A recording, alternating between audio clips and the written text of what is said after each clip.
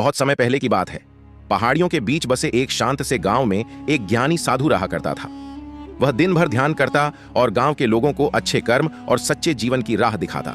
एक दिन एक लालची व्यापारी साधु के पास आया और बोला, महाराज, मैं अमीर बनना चाहता हूं।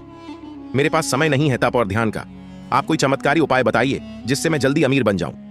साधु मुस्कुराया और बोला, जंगल में एक रहस्यमय काला पत्थर है जो जिस भी वस्तु को छूता है वह सोने में बदल जाती है।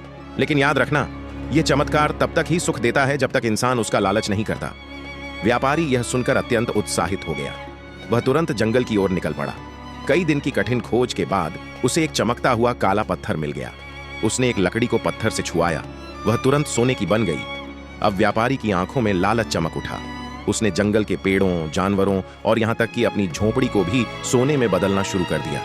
हर चीज को सोने में बदलते बदलते एक दिन गलती से उसने अपने छोटे बेटे को भी उस पत्थर से छू लिया।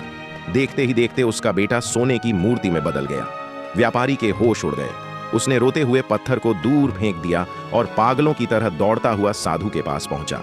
साधु ने शांत स्वर में कहा, तू अमीर तो बन गया, लेकिन क्या तूने जीवन की असली दौलत, अपने बेटे का प्यार, खो नहीं दिया?